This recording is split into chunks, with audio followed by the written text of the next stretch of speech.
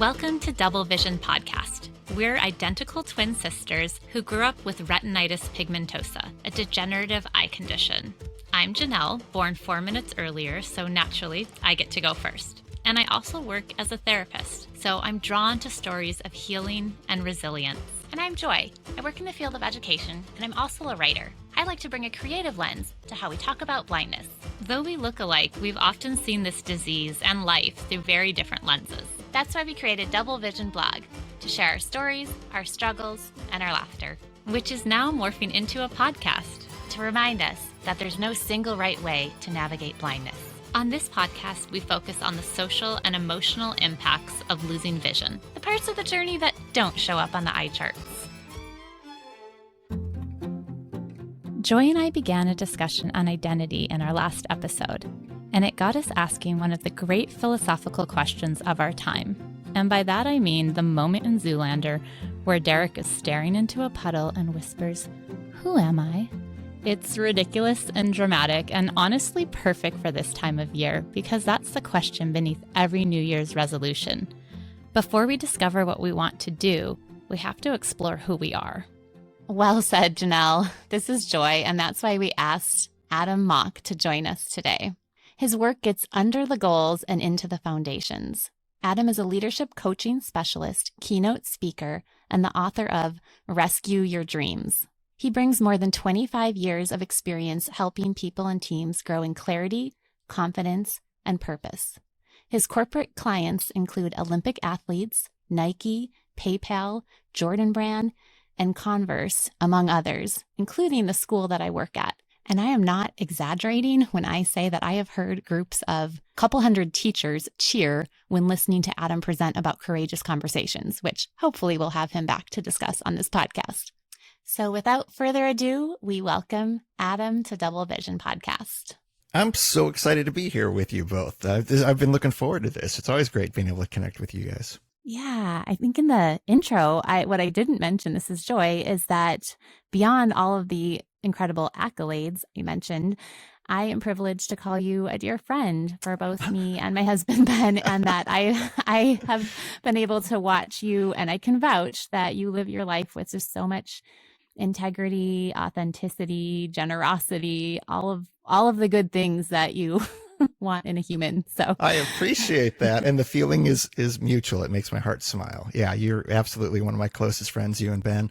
So this makes this extra special. Thank you. And yeah, I wanted to dive in with this question after Jenelle and I actually recorded our last podcast about identity, and we kind of dove into early childhood stories and how they shape our identity and our, image of ourselves from your early ages and how it impacts us as adults. Right after we recorded that, I came across a newsletter that you had published where you were diving into the same topic, and it had to do with this Ken doll story. That's a little bit of intrigue we'll leave for our listeners.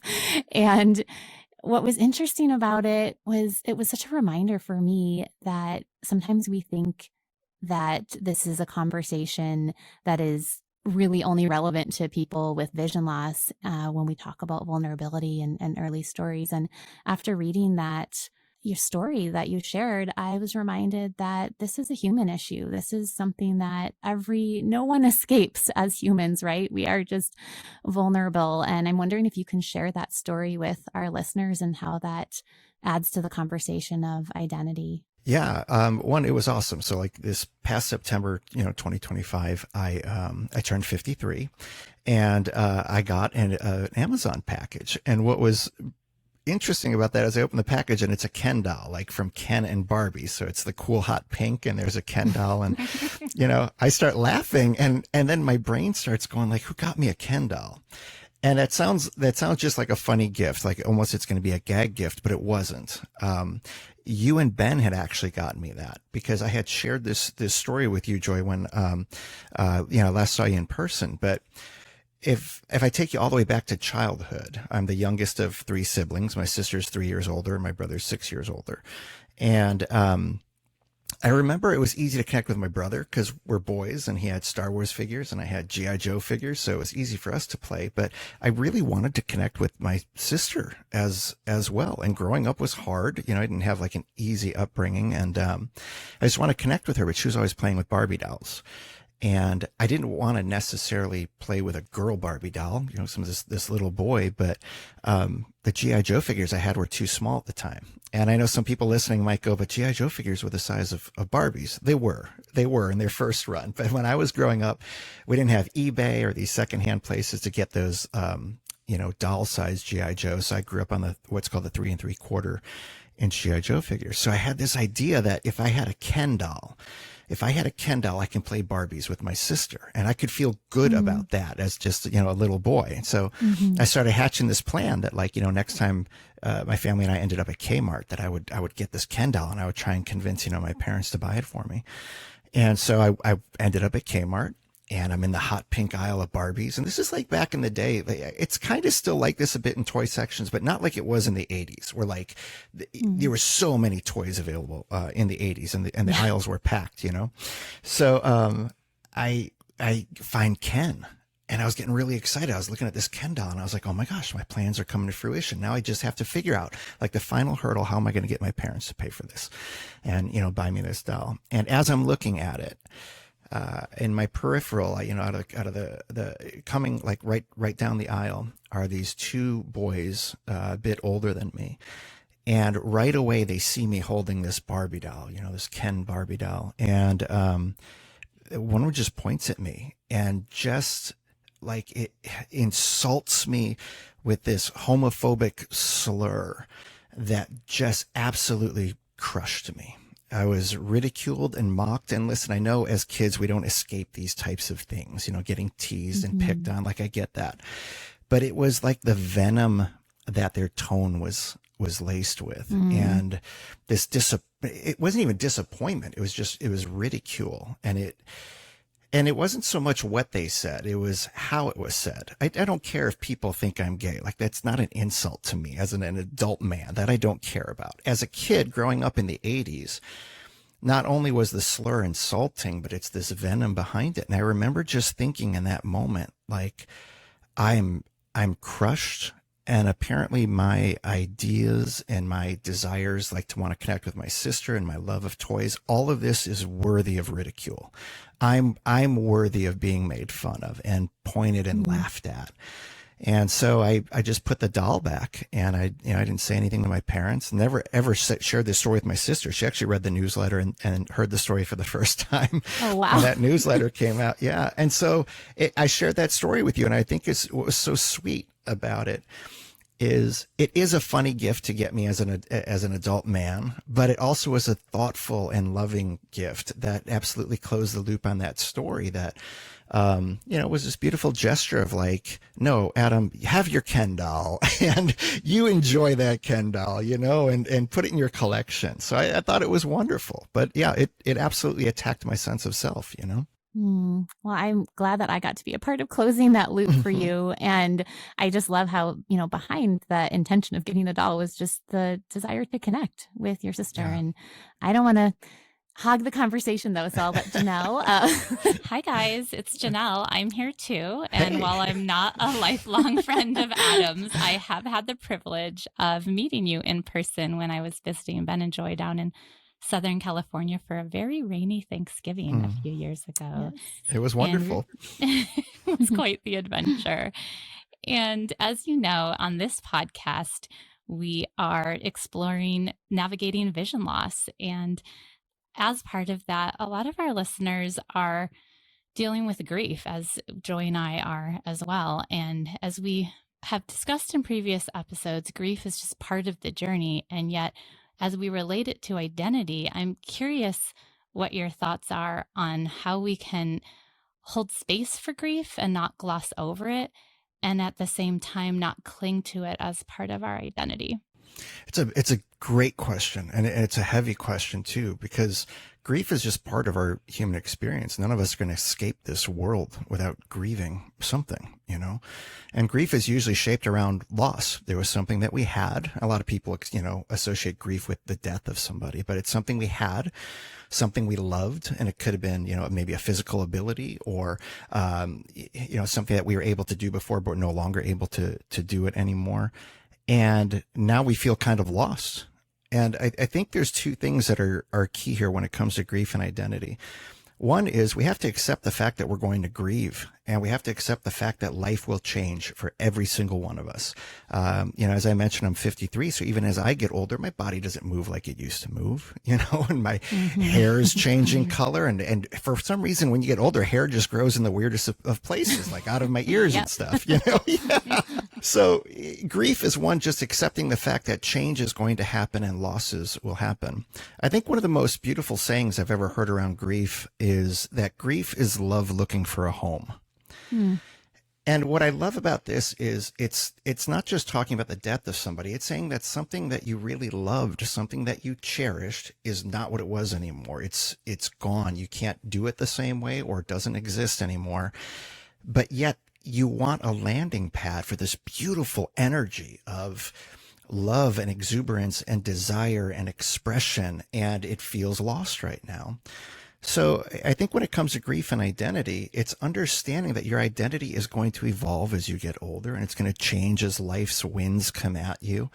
But that beautiful energy is still going to look for a place to land. And I think that's what keeps us moving forward on the journey, is the hope that there are other places for it to land, places for this to evolve for us, and not to convince ourselves that we're not as good as we used to be. We're just different than we were. Yeah, I love that acceptance piece that you're mentioning. And that's something that is a journey in itself, and not something that is like a light switch off and on. I don't accept it. Right. Right. Continues. And I appreciate how you weave that into identity.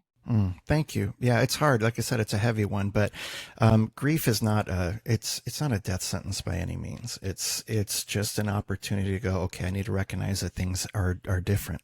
Things are different now. So what is still awesome and enriching about what has changed, you know, or how moving forward? Yeah, I remember, this is Joy. I remember you saying before, Adam, that life is change. And if you avoid change, you avoid life. And that all relates. And you say that and many other wise things in your book, Rescue Your Dreams. And I wanted to bring up a quote from the end of part 1, a Viktor Frankl quote that you share that I think really, especially to our listeners with vision loss, relates and relates to all humans, that you shared that Viktor Frankl says, when we can no longer change our situation, we are challenged to change ourselves. And I'm wondering why you chose to end part 1 of your book with that quote, and how it relates to this topic of finding our core identity. Oh man, it's such a good quote that you picked out. For those who don't know, Viktor Frankl, he was an Austrian neurologist, a psychiatrist, philosopher. He's also a Holocaust survivor. And so this quote holds a lot of poignancy. And what I love about this quote is something that I really, really believe in. And when I give keynotes and I'm working with teams and leaders, I really stress to them. And that is that solutions start with you. But we live in this world where somehow we've convinced ourselves that everybody else has to change for us. That if the world would change, then I could be a better person. You know, if only somebody else were different, then I could be different too. What's beautiful about what Viktor Frankl is saying is when we're no longer able to change a situation, we're challenged to change ourselves. And that is the challenge. Like, we can't adjust the wind, but we can adjust our sails. And that's where all of our hope lies in identity, is this sense of, I am 100% in control. I am at full choice to show up in a way that's congruent with who I am on the inside and how I want to express myself on the outside. And that will be challenging. You won't be accepted from it by everyone. But the people who do accept you for who you are, they deserve a seat at your table. And the people who don't, they kind of weed themselves out of your life.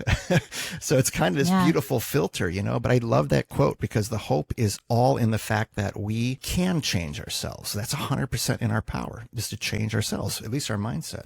Thanks, Adam. This is Jenelle, and I was really struck in part 1 of the book when you are exploring core identity, and you speak about a summit you attended, a Jamie Winship summit, and I was not familiar with his work before reading your book. I'm wondering if you can tell our listeners a little bit more about that summit and how it impacted you and your own sense of your core identity. Yeah, it was awesome. I was invited actually to that summit by my friend and my mentor, Dr. Douglas McKinley, who actually put this summit on and had Jamie Winship and his wife, Donna, Jamie and Donna, come out to do what's called an identity exchange. And it was a 2-day summit. And it was very, very intensive. And, we're in a room full of leaders.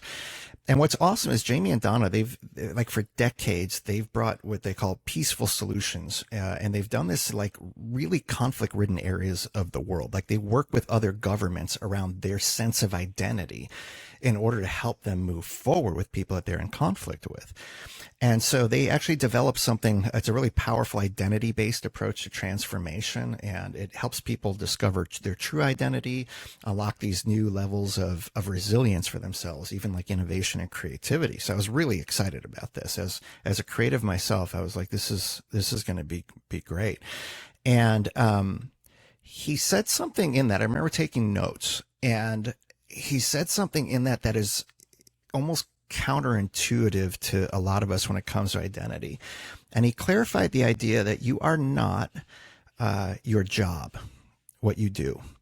And he listed a bunch of these. He said, you're not your job, which is what you do. You're not what people think of you. It's your reputation. You're not what you have. So you're not your possessions. You're not your identity is not your ethnicity, your cultural background. I know that's kind of challenging to hear. It's also not your religion, your beliefs, or even your sexuality, your orientation.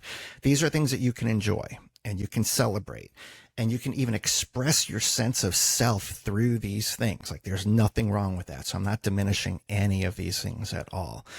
But they don't actually define, like single-handedly define who you are. And this is so important. So like if I'm doing a keynote and I talk to a room and I kind of throw this question out to a room, like, who are you? Actually, I'll just throw that out, to both of you, Jenelle and Joy, like, who are you? And the listeners. As people think about that, the number one answer I get, the number one thing that comes to the front of people's minds is they tell me their title at work. And that's so interesting because it's like, but that's not who you are. That's what you do. Because if you were to get fired today and then tomorrow I ask you, who are you? You're going to be in turmoil because you think your identity is your title and your value is your title. So then people go, okay, I get it. It's not my job. And then the second answer they give me is their relational role. They tell me they're a partner to somebody, a husband, a wife, a brother, a sister, some type of relational role. But like, people in relationships break up, they get divorced, family stops talking to you sometimes. And when those things happen and I ask you the next day, who are you? You're in turmoil again. And so what Jamie is clarifying for us, that you're not these things, they're expressions, of your identity. These are wonderful things, but they're not, single-handedly who you are. What it's really doing is giving us our power back, because we need to be able to identify with something that we are in 100% control of identifying with ourselves, not something that somebody can take away, like firing us or separating from us in a relationship. Yeah, that's really powerful. And I think this is Jenelle, in my work with clients, I notice how closely people identify with being an athlete or being a chef or just what they do in the world instead of really the core of who they are. And I'm wondering, can you read that section from your book that begins with, you are not? Yeah. And that's, I thank you for bringing that up. This is exactly what he says. He says, you are not your job, what people think of you, what you have, your ethnicity, your religion, your sexuality. He says you may celebrate, in my book, I say you may celebrate and enjoy those things. There's obviously nothing wrong with that, but they don't define your identity. A frog doesn't have to be told it's a frog. It just is, because its being informs its doing. I like that. And we're going to get more into the being informing your doing in a bit. But I did want to ask, this is Joy. You definitely touched on, you are not and all the things that we're not. So when you start to dig into who we are and of course, in your book, you walk through how to dive into that process. And you yourself share your core identity statement. And I know that you shared in the book that you really get choked up at conferences when you're asked to share this. And I have to say that I got choked up and had goosebumps when listening to it and how you share it. So I'm wondering if you can either read it, or I'm sure it's maybe something you have memorized. You can share with our listeners, and then I have a follow-up just based on knowing you that I would love to share too. Sure. I'll read it as I say it directly in my book. And the setup for it is that a lot of times when I am speaking, I'm talking about this idea of who are you, especially for leaders. At the end during a Q&A, people will usually raise their hand and ask me, okay, Adam, who are you? And you kind of hear the audience give like that, oh, like, we trapped the speaker. Right, exactly. But I love the question because it does allow me to express that I'm speaking from the heart on this. So my answer when I'm asked, who are you, is I'm sunlight. I illuminate the dark corners of people's lives so that they can see what keeps them anchored in place, so they know what's holding them back from the life they forgot they wanted to live. I help you rescue your dreams so you can transform your reality. Gosh, yeah, I got goosebumps again. And I actually find myself getting a little choked up just because, knowing you for so long and your story, and knowing that you grew up with a lot of trauma that you have shared in a lot of your YouTube videos, and you have quite the story. And so I think sometimes it can be easy to listen to these things like, oh yeah, this guy, I'm sure he had a lot of, he has it all together, he has all these things in his favor. But just watching you navigate some really, really hard situations in your life with, gosh, a lot of humanity and a lot of light still, even though you've gone through some stuff. And I know that you're someone that when I'm going through something, and both me and my husband, that I can call, and that you will, in a very compassionate but real way, you won't tell me exactly just what I want to hear. You will illuminate. And even when that truth is like, gosh, that's something that I needed to hear, but in such a compassionate way.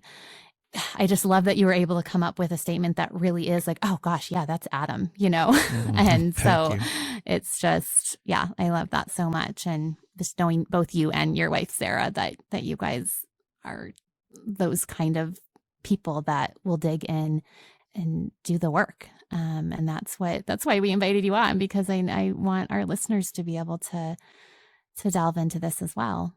Well, thank you. That means a lot to me to hear, honestly. And here's what I want to encourage your listeners with. When I say that, I know it could sound like a Hallmark card, or like I'm trying to be very poetic and deep with it. I'm not.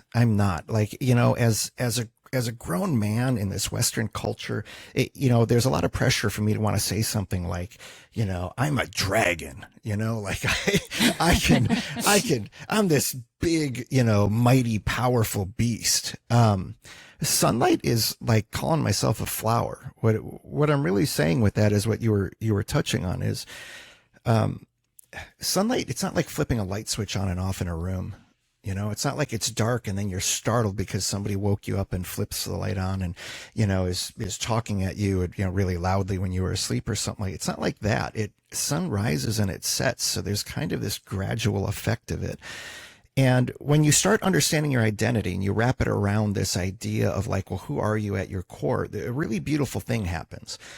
You're able to start seeing, like, when you have choices to make and there's forks in the road, or you're handling conflict or really, really challenging situations, you start to refer back to your sense of self, the sense of identity for how to move forward. So for me, it's the ability to say with someone who's difficult, they might be in a dark space and that's why they're treating me this way.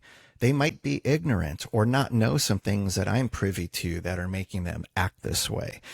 It's not my right to change who they are, but maybe I can illuminate some of this. And there's some other examples that I think are cool. I have a friend named Kim. We put on actually a leadership identity summit.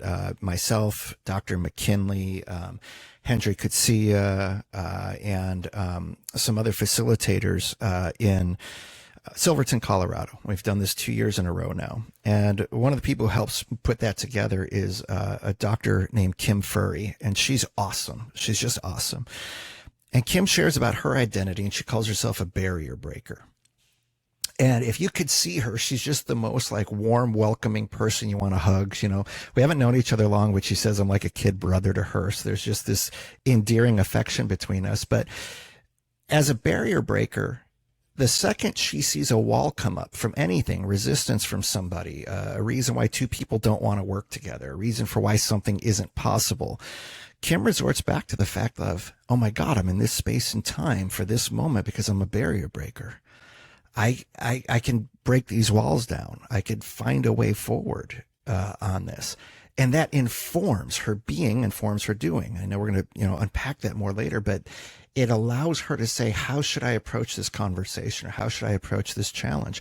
Even, Doug McKinley, Dr. McKinley, my friend and mentor who trained me, he calls himself a gentle disruptor.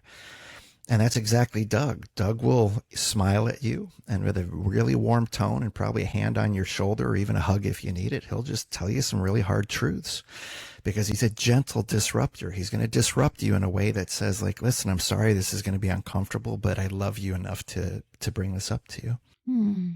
Adam, this is Jenelle. And as I'm listening to you describe this exercise, really, I mean, lots of cool exercises in Rescue Your Dreams about exploring our own identities. And I hear you say that your friend is a gentle disruptor and you are sunlight. And I'm wondering, I don't have something like that. And so instead of kind of telling me what the exercise is about, could you possibly lead me through something that would help me figure out what my core identity could be or how I might express that in something different than I am a white woman in middle-aged and I'm a mother and all wonderful things, by the way. Yes. All good things. But really not the core of who I am. But I'm wondering if listeners like myself are wondering, well, I don't know. I mean, I don't think I'm sunlight. I don't think I'm a gentle disruptor. Like, who am I? Yeah.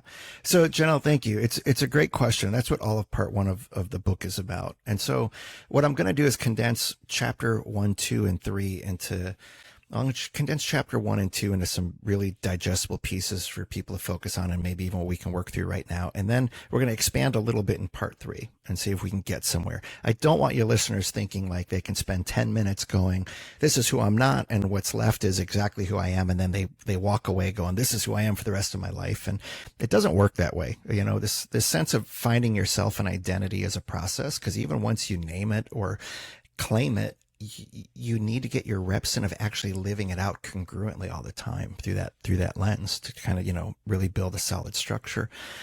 But in chapter 1 of the book, it's all about lies. So I actually call it We're All Liars. And Jenelle, I know you deal with this a lot as a clinician, but we believe a lot of lies about ourselves. And, like my Ken doll story.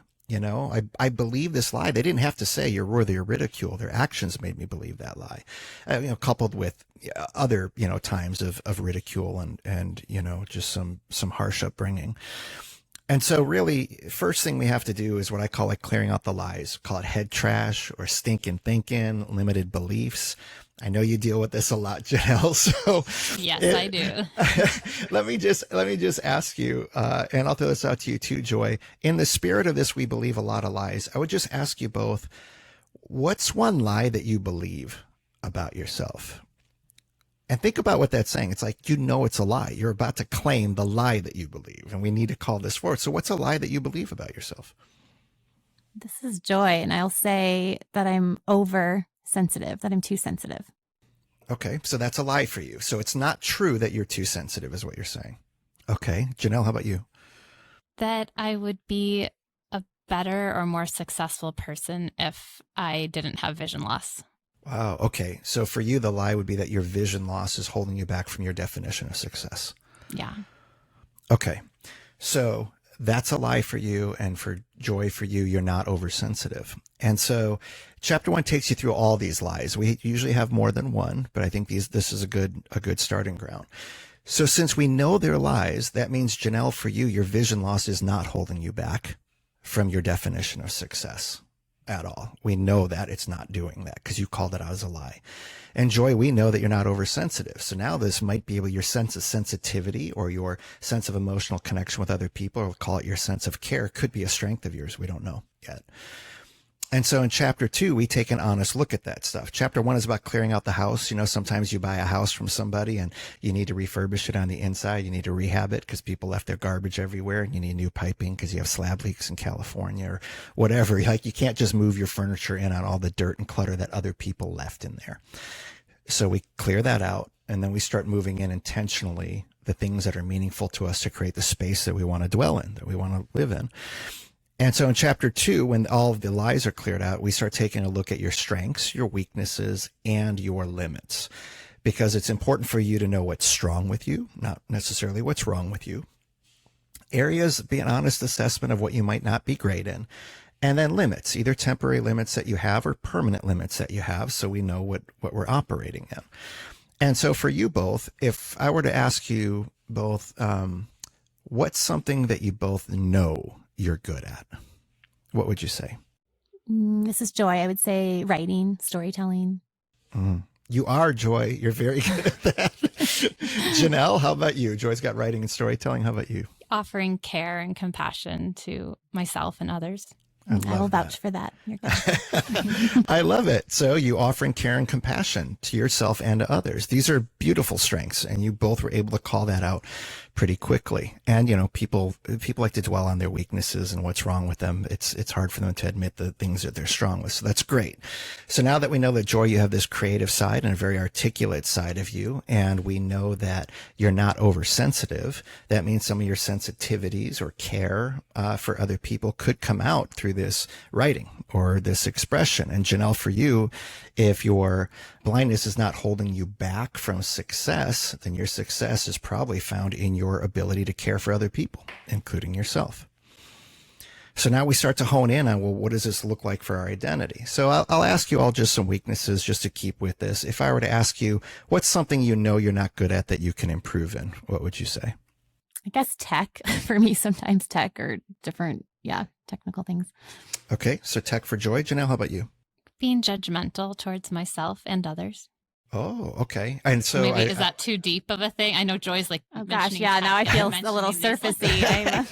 No, it's not too deep of a thing at all. So you're saying, Jenelle, I don't want to misunderstand. You're saying that it might be easy for you to be judgmental of other people. Yes, judgmental thoughts come into my head very quickly, and part of my work and practice has been just noticing them and not believing them. Great. Okay, so knowing that these are weaknesses for both of you, we have two choices we can make. We can either try and improve upon those weaknesses, or we can magnify our strengths around them. Joy, for you, tech, if it's not good for you, as long as you have outlets where you can be assisted in tech, if you're not understanding something, you can continue to write because that's your strength. And the beautiful thing for you, Jenelle, is the fact that care is such a strength of yours. And your sight is not holding you back from, your definition of success, then we need to avoid some of the judgmental thoughts or improve upon them, just, reframe them. But we're making ourselves aware of these things that can creep in. Because if we were to dwell on it, like, for example, Jenelle, if we were to dwell on this idea of being judgmental, if you start to believe that you are a judgmental person, then that starts to overshadow the fact that you're also a caring person. Mm-hmm. And we don't want that. And the last thing then is just our limits. We get really honest about what limits are in place right now that might frustrate us or that we don't like. And we have to identify if those limits are temporary or permanent limits. So Jenelle, Joy, if I were to ask you what limits are in place right now that keep you from being the person you want to be, what would it be? And just let me know the limit and if it's a temporary or permanent limit. Okay, this is Joy. And first I want to switch my one from tech because I'm realizing a lot of that's because things are inaccessible. So I don't know why I'm making that my issue, but I would say comparing myself to others is a weakness. Super relatable. Okay. Yeah. And then, gosh, I think time right now would be a limit because there's so many things I want to do and want to be doing, but working full time and having a family and just so many other things that I take up time and that I enjoy doing as well. But I don't have time to write. Okay. So that's a limit for you. Jenelle, how about you? I think real physical limitations of no longer being able to see when someone maybe needs my help or needs my care, like visually being able to see it. I can sense it in other ways, but at the same time, I'm used to being able to be in a room and notice if someone's crying and walk a tissue over. And so that's a permanent limit that is kind of shifting that role as a caretaker. Yeah, this is great. You both brought up limits, and, Joy, for you, this time limit right now could be a temporary one, because, you have a full-time job, in education. And so that takes up a lot of your time, and you want to be able to write more, but, you have your hand in different places. There's different needs. And for you, Jenelle, it's a permanent limit you're calling out. And so chapter 1, we got rid of the head trash. We call out the lies so that we can make room for more truths. The truths are found in our strengths, our weaknesses, and our limits. So for example, Jenelle, for you, we don't base our identity around anything that's a permanent limit then, because it's a limit that we have, right? So your identity is not based around your ability to see. Your identity sounds like it's more based around your ability to still care for people, even if that's evolving or transforming how you're able to do that. Walk in a room and sense it, as opposed to walking in a room and seeing a real need that people have, or maybe speaking up more on those things. And for you, Joy, it's the ability to say you might not feel as fulfilled, or it's hard to see your identity because you don't have time to really express your creative side of your identity through writing as much as you would like right now, or this kind of creative energy. And so what happens sometimes is people start to identify with the things that are taking up most of their time, or the things that used to be. And we're just getting honest about those things. So as we move into chapter 3, we clear out lies. We assess in chapter 2 strengths, weaknesses, and limitations. And then in chapter 3, we start talking about our values and how that shows up either in a separation worldview or a connected worldview. Because your values are really kind of how you live out your sense of self. You just can't not be you. As I wrote in the book, a frog doesn't have to be told it's a frog. Your being informs your doing. So now we'll talk about values. Before we do, though, for that question in chapter 1 and chapter 2, the lies and the strengths, weaknesses, and limitations, are you guys starting to get a different sense of self just from peeling back some early layers?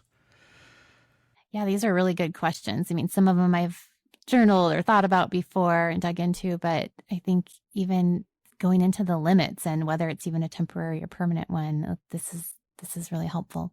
Okay, good. Jenelle, how about you? Yeah, I mean, I think I've done some similar exercises with acceptance and commitment therapy, and yet there's always more work to do. There's always ways of framing and simplifying in some ways. I like the way that you really kind of cut to the point with your prompts and your exercises. I find it really helpful. Oh, good.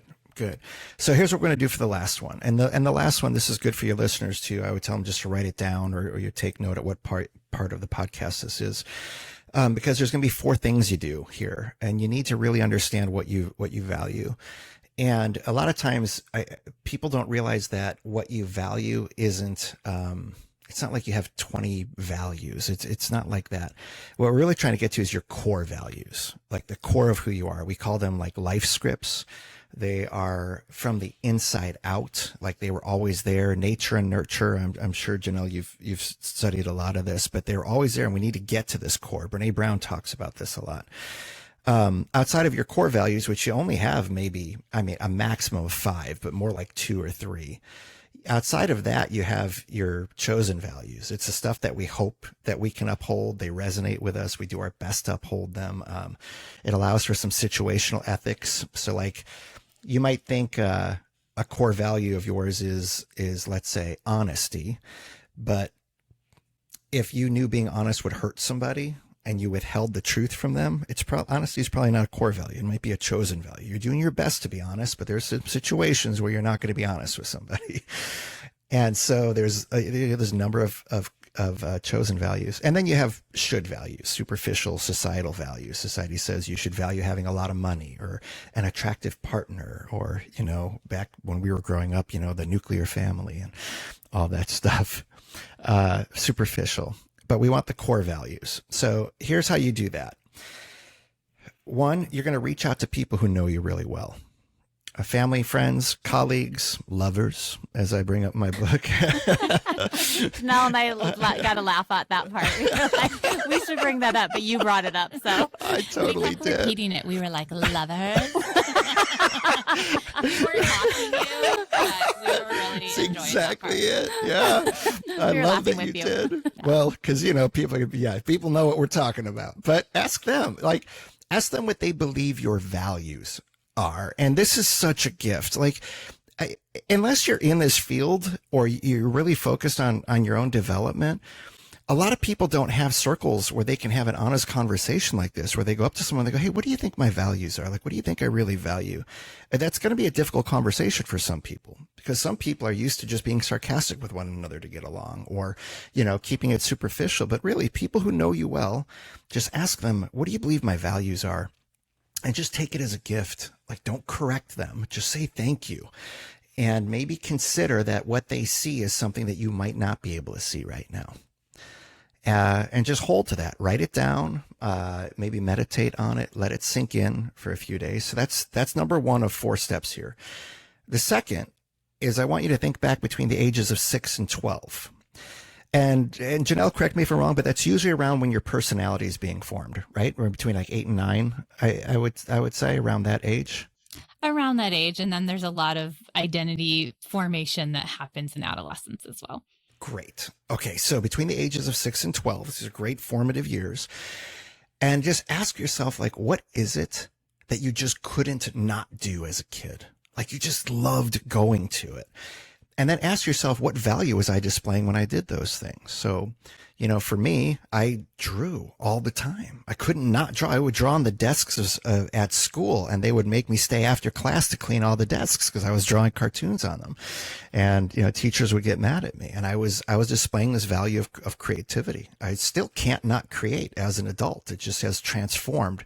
I don't always draw, but I like to write, or I like to, make posts or have some philosophical thoughts thrown out there.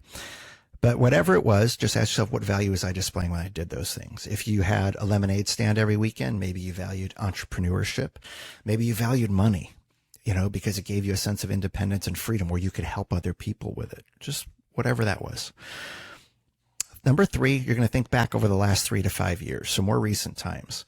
And just ask yourself, what were the moments that you felt like you were being and doing at your peak, at your best, when you just felt like, man, I am in my lane. I'm in the zone. I'm on fire. This is what I was made for. And just ask yourself, what were you doing when you felt like that? Because that's going to give you some clues. The last one is simply this. Then you're going to make a list of what you believe your values might be. And to give you a little help, Brene Brown, in her book, Dare to Lead, offers a really great list. You can literally go online and do a search. If you do Dare to Lead, Brene Brown list of values, she offers this for free. But I'll give you something to get started. Honesty might be a value. Compassion, creativity, perseverance. Maybe it's loyalty, curiosity, integrity. Maybe you value courage, generosity, or justice. Maybe it's respect, freedom, money, achievement. Maybe you even value spirituality. There's 15 to get you started, but there's more. You don't have to stick to what a list says. Just kind of listen to yourself and make a list of what you believe your values are. Now, we don't have time to do that with both of you, with those 4, but here's what I want to say. You're naming the lies so you can clean out your head trash. You're getting clear on what's strong with you, what weaknesses you may have that you need to be honest about, and what limits are in place that might be permanent or temporary. Once that structure is in place, you take these 4 steps to find out your core values. Reach out to people who know you. Think back to the ages between 6 and 12. Think back to the last 3 to 5 years, and then make a list of what you believe your values are. And then here's what you're going to do. You're going to take a list of those values that you have, and let's say you have a dozen, and I want you to get it down to 5. So you'll go through that list and you'll start striking things out. And you're going to find that some values, it's okay. You'll put a line through it. You go, yeah, I kind of want to have value that, but I don't really value that. So you put a line through it. Not a big deal. But some things are going to cause some tension when you put a line through them and you cross them out. And that's starting to tell you, this is really something that might be part of your life scripts that you would die on the sword for. And once you get it down to 5, if you want to stop there, you could, but I'll give you the Brene Brown challenge. And then I would say cross out 3 more and get it down to 2 remaining values, maybe 3, but let's try for 2 remaining values. And this is really going to cause some tension, because you're going to see the ones that you might compromise on and the ones that you just can't not live out. And now we have some insight, because we're very clear about what's not true. We're clear about what's strong with us. And now we're clear about what we value. So that's all a chapter or part 1 of my book in a nutshell. And with that information, now you can ask yourself, if I were living and being at my best right now, how would I choose to live these values out? What would it look like at work, in my family, in my friend group, in my hobbies, in my extracurricular activities, in my spirituality? How do these values demonstrated? How do they look when I'm actually living them out? And when you answer that, you start to get this picture formed. And if you want to make it easy for your listeners, we have this beautiful thing called AI these days, and everybody, at least most people, are using it. I would encourage you to use it as the tool that it is, not the crutch, but a tool, and maybe plug in what you have written down and say, I am looking for a sense of identity based on these patterns and what I've said here, how I'm showing up in these areas or how I would choose to show up. How would you articulate my identity? And maybe that can get you a step forward and give you some language around it. Is that helpful to you both? Yeah. And actually, as you were talking, and this is Joy, I've done a bit of this work before. I've done some of the exercises from the book, and then also through the Daring Sisters retreats that Jenelle and I have been on, we dig into values a lot from the Brene Brown curriculum. Mm-hmm. And so I have, narrowed it down to, I would say for myself, I'll just give an example of creativity and connection. I would say security as the third one, but the creativity and connection being my top 2. But I felt this little lift as you were talking, Adam, about then how can you incorporate these into your work or into your family? Because I think sometimes I think of creativity or connection as, okay, connection is something I do with my friends. Creativity is something I do when I sit down and write. But all of a sudden, when I thought of it in a couple of stressful work situations, in light of that right now, I felt this little lift oh, what if I brought creativity to that situation and connection? And I felt it's not reserved for this time where I sit and write. So yeah, it was kind of a cool. Well said. Yeah. And Joy, knowing you, they both do go hand in hand. You creatively connect people. I mean, you are that person, and I love that. And there's nothing to apologize for with that. Sometimes we feel like we have to shy away. If I go back to your lie where you said, the lie is that you're oversensitive. What a beautiful thing to want to connect people. And in order to connect people, you really have to emotionally invest in them to really, really see them. So I think that's great. How about you, Jenelle? For me, when I go to a gathering, if I don't have a good time, chances are I wasn't feeling a sense of connection. And because that's one of my core values, that is how it impacts the way I experience life. Whereas my husband, that's not really one of his core values. His is kind of having fun.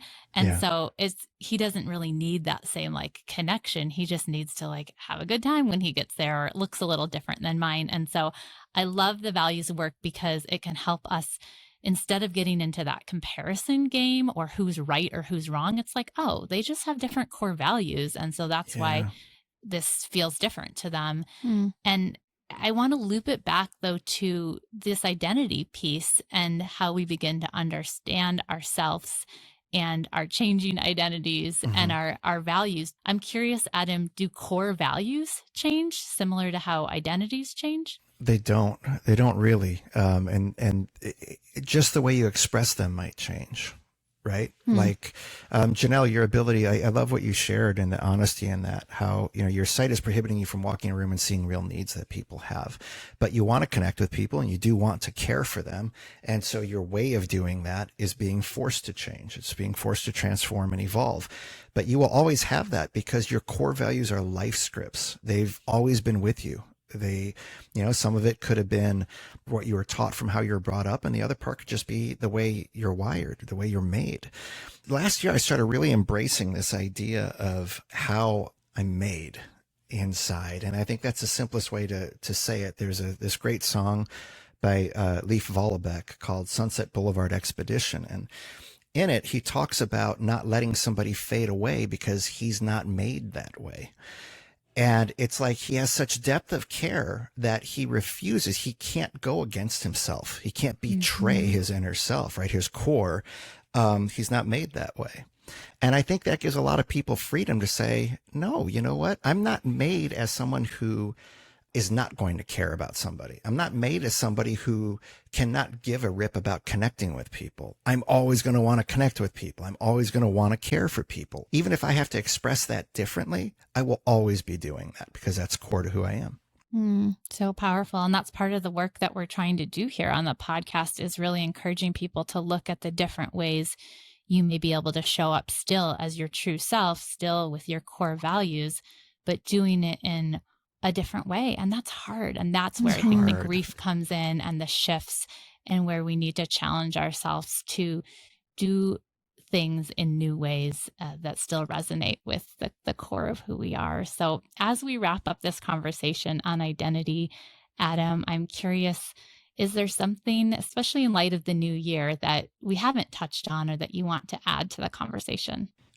No, I've enjoyed it. And I want to give you both a tremendous amount of flowers. You know, when I asked you both your weaknesses, I loved the fact that you said some hard truths that are going to resonate with people. Because Jenelle, I'm judgmental too. I don't like it, but I know those thoughts are in there. I hear them. And Joy, I'm not immune from comparing myself to other people. You know, we all are using somebody else as like our barometer of success or greatness, or, you know, if we're moving forward or upward. And I think it's really important for your listeners to have that level of honesty with themselves when they're exploring their sense of identity. You have to stop lying to yourself. And that means saying some really hard truths about who you are and the person you're either becoming or want to be. So I think that was great. Thank you, Adam. Yeah, again, this is Joy, and just so appreciate this conversation. I think our listeners are really going to benefit from it, especially if they choose to dive into some of these exercises. And I'm going to revisit some of these, and really highly recommend your book, Rescue Your Dreams, which is now available on Audible. I love that there's an accessible Audible version that you read, which is, you know, just adds to it because you have a great speaking voice. So I appreciate that. This is Jenelle. You can hear Adam say lovers in the book. Yes, even if you get it just for that. Pick up this book, folks. It's worth it. It's worth the listen for that word alone. Well, you may or may not know, Adam, from listening to the podcast, that we end every episode with this fun little game called Twin Telepathy. We're going to invite you to play with us today. Ooh, Today we decided we'll each do a prompt. So I'll begin, then Joy, then Adam. So the first word is inner. 1, 2, 3. Peace. Oh! This is the first time in DoubleVison Podcast history that 3 guests have gotten, wait, isn't it? I don't even know. I think okay. So. I'll have to fact check that, but I believe that's true. Okay, this is Joy. The next one, the word is core. 1, 2, 3. Values. Identity. Oh. Wait, I said identity. What did you say, Adam? I said values. Values. And I said beliefs. Oh, okay. All right. And then I think, Adam, you have the last word. I do. I have the last one. The word is true. 1, 2, 3. Self. Love. Oh, love. Why didn't I say love? Gosh, that was the obvious choice, you guys. Love. I couldn't even think of a word, so I just said the word I had said before. So Cheater. That was cheating. I'm judging you, Jenelle. That is. Oh my gosh. Oh, no. For 1 second, we had it at the beginning. It was a strong start. I was really hopeful that you wouldn't just be twinning today. This would be triplets at the end, but no. Those hopes are dashed. 1 out of 3. We're good. 1 out of 3.